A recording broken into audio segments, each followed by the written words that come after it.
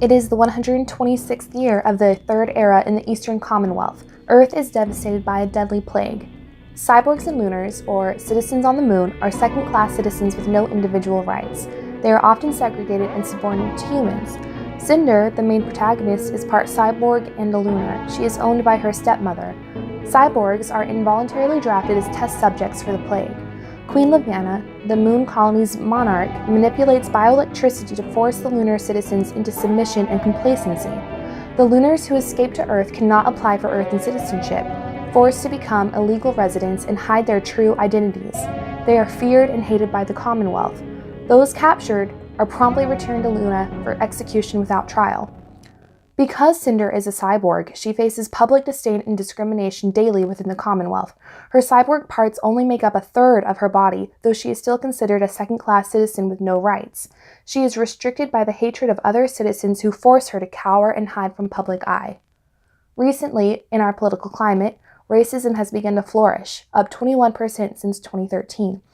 Many groups of people, the LGBTQ community, African Americans, Muslims, and Hispanics, continue to face discrimination and hatred by a growing group of Americans. They too face prejudice daily within our society. There is also no known earthen cure for the plague. To further research, scientists initiated a nationwide draft for cyborgs as test subjects. Since scientists first repurposed life for cyborgs, their existence could be taken away by the same scientists in the search for a cure. Those who are in possession of cyborgs, like Cinder's stepmother, can volunteer them in exchange for a monetary incentive.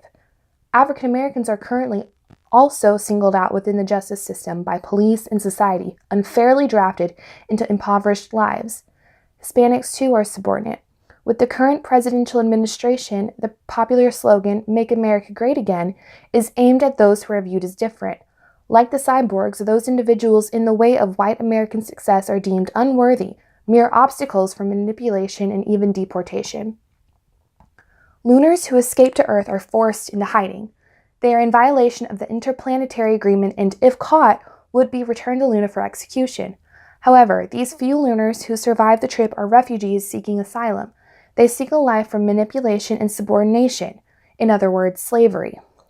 Refugees who come to the United States for asylum and assistance are also turned away unwanted or even temporarily banned, like back in January, from entering the country. However, once in the United States, they also face constant terror and discrimination. Despite escaping terrible circumstances, they continue to confront violence and fear. However, there are several actions we can take to combat discrimination and intolerance to ensure no one is treated like a second-class citizen. There is strength in numbers. Join or start an organization. Locally, we have the Arkansas Public Policy Panel and the Fayetteville City Rights Commission to ensure non-discrimination protections within the city of Fayetteville and help develop local and state policies that improve Arkansans' quality of life.